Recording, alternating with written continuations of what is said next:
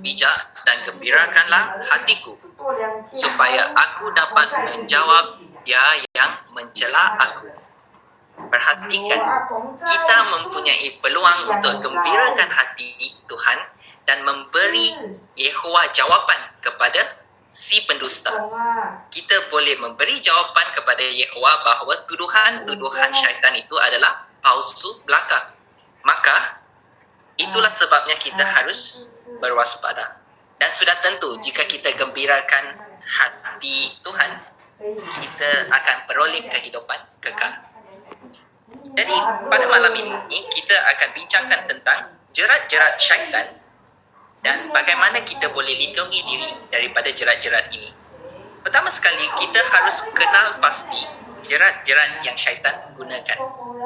Kalau kita boleh kenal pasti jerat-jerat ini, maka lebih senang untuk kita berwaspada. Jerat yang pertama yang syaitan sering gunakan ialah di buku 1 Yohanes 2 ayat 16.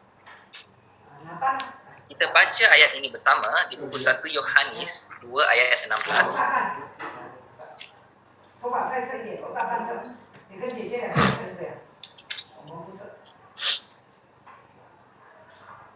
Hal ini demikian kerana segala sesuatu di dalam dunia ini, iaitu keinginan tubuh yang berdosa, keinginan mata dan sikap suka menunjuk-nunjukkan harta milik sendiri, tidak berasal daripada Bapa, tetapi berasal daripada dunia. Boleh anda kenal pasti dua jerat yang digunakan di sini? Keinginan tubuh yang berdosa dan keinginan mata. Kita harus jaga mata kita. Melalui mata kita, dosa selalu bermula. Ambil contoh Hawa. Semasa Hawa diciptakan, adakah dia mempunyai keinginan untuk makan buah yang daripada pokok yang terlarang itu? Sudah tentu tidak. Tetapi bila dia mula ada keinginan itu? Apabila syaitan goda dia. Beritahu dia, kalau kamu makan, kamu boleh jadi seperti Tuhan. Jadi, dia mula melihat buah itu. Dan lebih lama dia melihat buah itu, lebih kuat keinginan dia untuk makan. Dan akhirnya, dia berdosa. Kerana dia melanggar perintah Tuhan. Jadi, dalam cara yang sama, dewasa ini, syaitan guna cara yang sama. Dia menjerat kita menggunakan mata kita.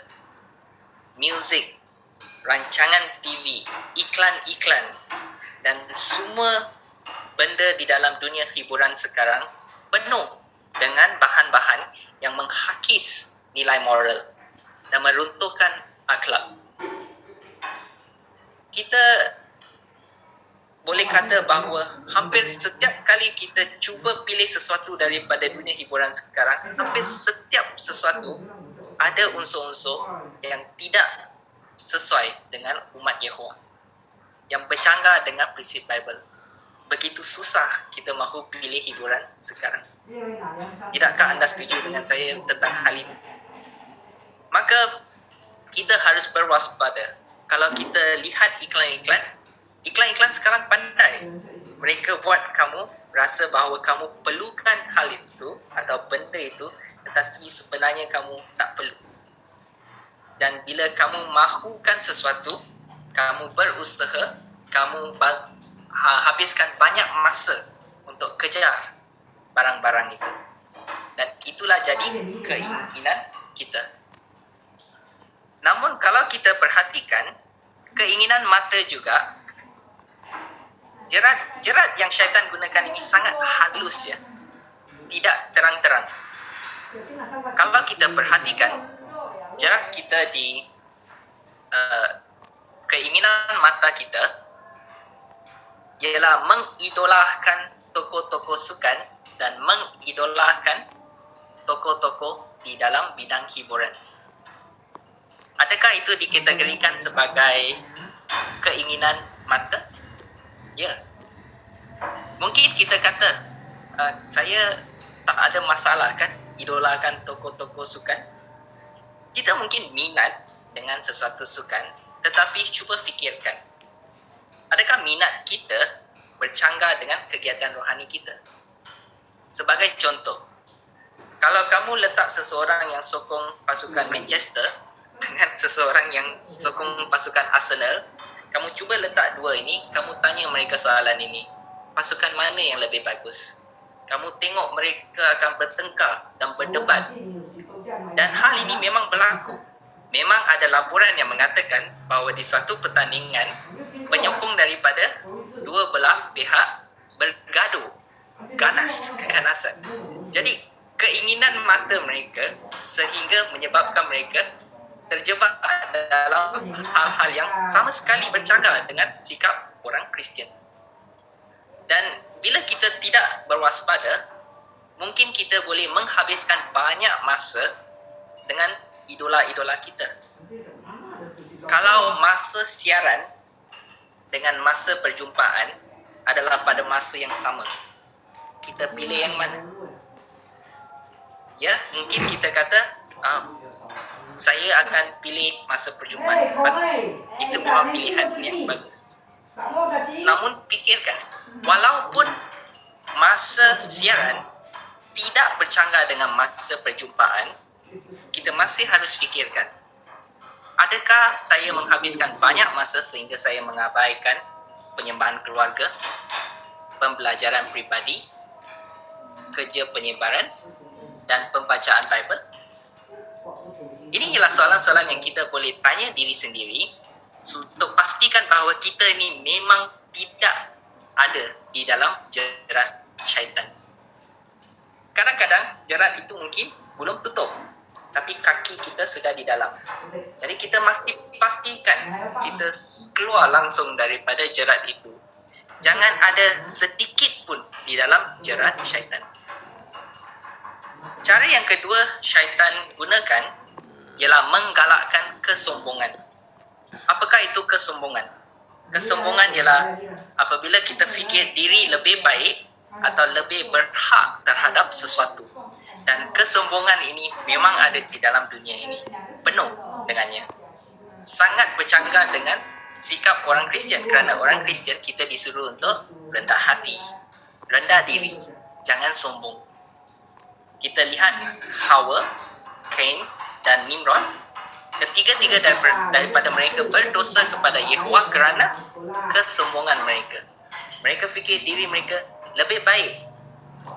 Korban yang mereka berikan lebih baik. Ataupun mereka lebih berhak.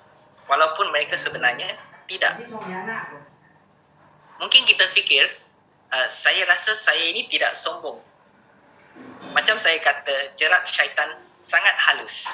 Kita mungkin tak nampak dengan mata kasar.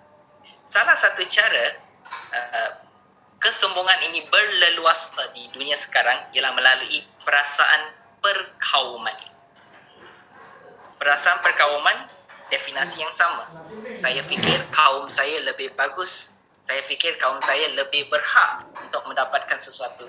Saya fikir saya ini lebih baik lebih unggul daripada kaum lain. Itu perasaan perkauman. Dan kita akan mula pandang rendah terhadap kaum lain. Dan bila kita katakan ini, mungkin anda masih berfikir, saya tiada perasaan perkauman. Dan itu benar. Kerana kita berada di dalam organisasi Yehova. Di organisasi Yehova memang tiada perasaan perkauman. Tidak kira warna kulit, latar belakang atau bangsa. Kita semua sembah Tuhan. Satu-satunya Tuhan yang benar, iaitu Yehova. Dan kita semua bersatu.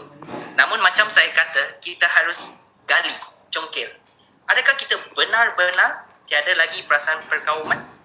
Sebagai contoh, kalau kita baca laporan berita tentang seseorang yang berbangsa ini, dia tipu duit orang. Banyak orang yang tertipu dengan tipu helanya. Adakah kita akan berfikir, bangsa ini memang macam ni, dia pandai buat bisnes, dia kedekut, jadi dia pandai tipu orang? Atau mungkin kita baca tentang laporan yang lagi satu, tentang orang yang berbangsa ini minum sampai mabuk, balik rumah pukul isteri dia, pukul anak. Adakah kita akan fikir, bangsa ini memang macam ini, suka minum mabuk, suka pukul isteri. Itu memang dua kerja dia. Atau kita kata, yang ketiga, kita lihat laporan tentang seorang yang berbangsa ini naik motor buat kes ragut, rompak orang. Kita kata bangsa ini memang selalu macam ni, malas nak bekerja. Bangsa ini memang tak ada kerja lain, kes ragut, kes rompak. Dan kalau semasa saya bagi 3 contoh ini, kamu tahu bangsa mana yang saya rujuk, maka kamu ada perasaan perkauman. Kerana kamu tahu bangsa mana yang saya merujuk. Jadi, itu yang saya katakan, kita harus fikirkan sama ada kita ni benar-benar ada lagi perasaan perkauman atau tidak. Kita harus congkil daripada diri kita. Jangan jatuh ke dalam jerat ini. Kerana ini akan mempengaruhi cara kita buat kerja penyebaran kita. Jadi masa kita berjalan, kalau kita nampak pekerja asing, adakah kita akan pegang lebih rapat beg kita? Atau kita nampak orang pekerja asing, kita macam ni? Ini semua contoh-contoh yang kita boleh fikirkan. Kerana pemimpin agama palsu, mereka semua adalah sombong. Ini jelas dikatakan di 2 Tesalonika 2 ayat 3 dan 4. Maka kita harus berwaspada. Jangan jadi seperti pemimpin agama palsu. Kita harus rendah diri, rendah hati. Yang ketiga, jerat yang syaitan selalu gunakan, dan yang ini yang paling berbahaya, ialah daya tarikan seks. Paling berbahaya kerana banyak orang jatuh ke dalam jerat ini. Malaikat yang sempurna jatuh ke dalam jerat ini. Tercatat di Kejadian 6 ayat 2. Orang Israel, mereka digoda oleh wanita-wanita Moab. Dan mereka juga melakukan hubungan seks yang tidak bermoral. Di Bilangan 25 ayat 1 mengatakan banyak yang terkorban kerana hal ini. Dan banyak yang disingkirkan daripada sidang dewasa ini, kebanyakannya disebabkan hubungan seks yang tidak bermoral. Maka kita lihat betapa bahayanya jerat ini. Kita harus cuba sedaya upaya supaya tidak jatuh ke dalam jerat ini. Jerat lain yang syaitan gunakan adalah seperti penyalahgunaan tembakau dan dadah, juga daripada berita-berita palsu dan daripada golongan murtad, serta rasa takut akan manusia. Kerana kita mahu menggembirakan hati manusia, kita mengabaikan prinsip-prinsip Tuhan. Jadi rasa takut akan manusia ini juga ialah satu jerat yang syaitan gunakan. Jadi kita sudah bincangkan tentang jerat-jerat yang syaitan gunakan. Macam mana kita mahu lindungi diri kita? Caranya ialah dengan 2 langkah. Langkah pertama kita akan baca dan kita akan bincangkan di buku Efesus 6 ayat 11 hingga 18. Sambil kita baca, mungkin kita boleh lihat gambar ini ya. Di buku Efesus 6 ayat 11 hingga 18.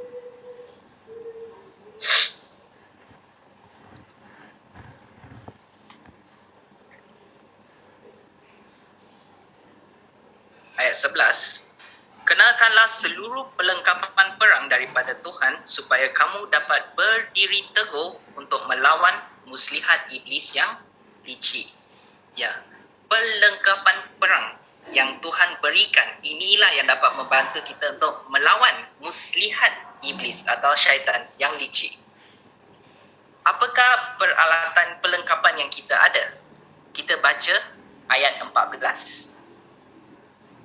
Maka, hendaklah kamu berdiri teguh dengan mengikatkan kebenaran pada pinggang kamu seperti tali pinggang. Ya, kita ada ajaran kebenaran tentang Tuhan sebagai tali pinggang. Jadi bagaimana kita nak pastikan tali pinggang ini ketat? Kita isi minda kita dengan kebenaran. Jangan abaikan perjumpaan. Jangan abaikan penyembahan keluarga. Jangan abaikan pembacaan Bible, perenungan dan pembelajaran peribadi. Kita lihat seterusnya di ayat 14. Dan dengan mengenakan perisai dada, iaitu kelakuan yang benar. Ya, perisai dada ialah kelakuan yang benar. Kita pastikan apa yang kita lakukan itu selaras dengan kebenaran. Cara yang terbaik ialah dengan memastikan kita pupuk niat hati yang murni seperti yang dikatakan di Amsal 4 ayat 23 dan mengutamakan kerajaan Tuhan seperti yang dikatakan di Matius 6 ayat 33. Bila kita pastikan bahawa kelakuan kita sentiasa mengutamakan kerajaan Tuhan, kita boleh pasti bahawa kelakuan kita adalah yang baik, yang benar. Kita lihat seterusnya, ayat 15. Selain itu, hendaklah kesediaan untuk mengisytiharkan berita baik tentang kedamaian menjadi seperti kasut bagi kaki kamu. Jadi, perlengkapan yang ketiga ialah kasut. Ya, kasut ini ialah kesanggupan kita untuk mengisytiharkan berita baik. Jadi, bila kita keluar dan bagi berita baik, kita sabar. Jangan singgung perasaan orang lain. Kerana kalau orang marah dengan kita semasa kita mengabar dengan mereka, mereka tidak akan fikir kita bawa berita kedamaian. Mereka akan fikir kita ini berita buruk. Jadi, tujuan kita menyampaikan berita baik. Jadi, sentiasa sabar dan jangan singgung perasaan orang semasa kita menyebarkan berita baik. Kita teruskan di ayat 16. Di samping semua itu, hendaklah kamu sentiasa menggunakan perisai besar iman supaya kamu dapat memadamkan semua anak panah berapi daripada si jahat. Ya, perisai yang besar ini ialah perisai iman kita. Iman yang kuat adalah penting. Kita kuatkan iman kita melalui perenungan Bible dan pergaulan yang sihat dengan saudara-saudari kita. Dengan demikian, kita dapat tangkis anak panah berapi yang datang daripada si jahat. Anak panah seperti ejekan, fitnah, tentangan dan apa-apa sahaja yang setan lontar terhadap kita. Kita dapat tangkis semuanya. Seterusnya di ayat 17, terimalah juga penyelamatan sebagai topi besi dan firman Tuhan sebagai pedang yang diberikan oleh kuasa suci Tuhan. Jadi, kita ada harapan penyelamatan kita sebagai topi besi dan kita dapat teguhkan topi besi ini dengan berkongsi harapan ini dengan orang lain. Kita juga ada pedang, iaitu firman Tuhan. Dan seperti seorang askar, dia akan lebih cekap menggunakan pedang itu jika dia berlatih menggunakan pedang itu. Maka kita semua harus juga menjadi cekap menggunakan firman Tuhan. Kita melatih diri kita untuk meningkatkan kemahiran kita menggunakan firman Tuhan. Jadi ini semua ialah perlengkapan yang telah dibincangkan. Adakah kita ada cara tambahan? Kita lihat di ayat 18 ya. Bahagian pertama. Dengan setiap bentuk doa dan rayuan, teruslah berdoa pada setiap kesempatan di bawah bimbingan kuasa suci Tuhan. Ya, kita ada doa. Berdoalah selalu. Minta kekuatan daripada Yehovah. Kerana orang yang kita sedang lawan bukan orang yang kita boleh lihat. Kita melawan dengan roh. Maka kita perlu Yehovah untuk bantu kita. Kita perlu kekuatan daripada Yehovah. Kita perlu kekuatan daripada kuasa sucinya. Jadi sentiasa berdoa. Minta bantuan Yehovah untuk pastikan bahawa perlengkapan perang yang kita pasang adalah kuat dan kukuh. Itu langkah pertama. Kita pasang perlengkapan perang. Apakah langkah yang kedua? Kita menerapkan buah kuasa suci Tuhan. Ini tercatat di Galatia 5 ayat 19 hingga 23. Saya pasti semua orang sudah tahu tentang ayat ini.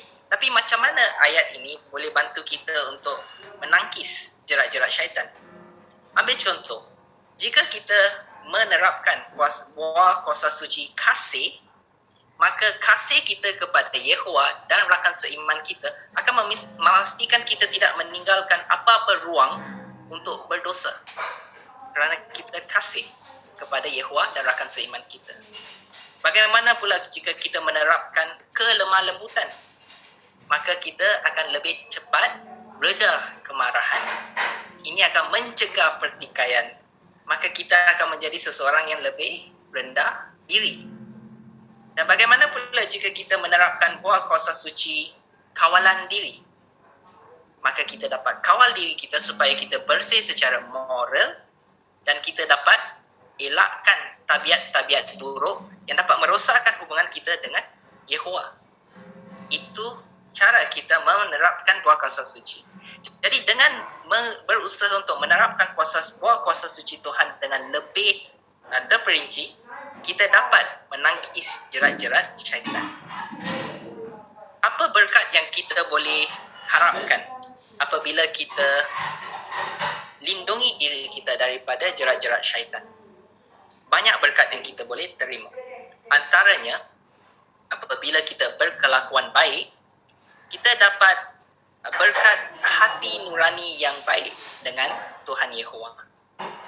Kita tidak akan rasa dibebani oleh hati nurani yang tidak baik. Kedua, kesetiaan kita dapat menjunjung kedaulatan Yehova. Yang ketiga, berkat yang ketiga yang kita boleh terima ialah Yehova dapat beri jawapan kepada syaitan. Macam kita baca di Amsal 27 ayat 11 tadi, ini adalah penting. Yehova tidak perlu pertolongan kita untuk beri jawapan kepada syaitan. Dia sebenarnya tidak perlu. Tapi, bayangkan betapa gembiranya apabila dia boleh gunakan kita sebagai bukti bahawa tuduhan syaitan itu adalah palsu.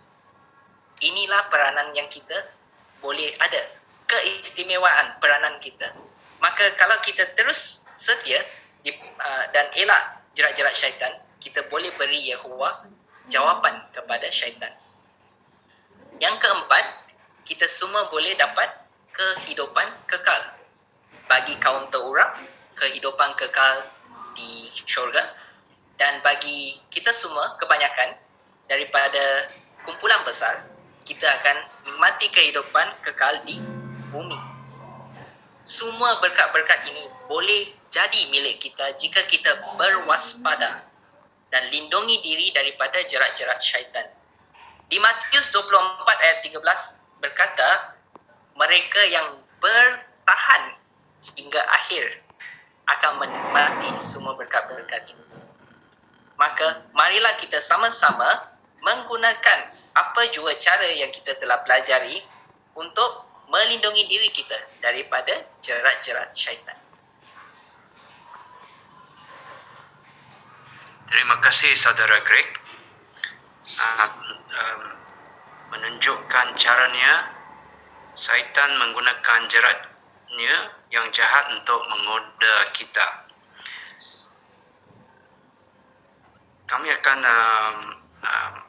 menyuruh itu Saudara Yu untuk memimpin rencana pembelajaran nombor 12, iaitu kasih membantu kita menghadapi kebencian. Silakan Saudara Yu.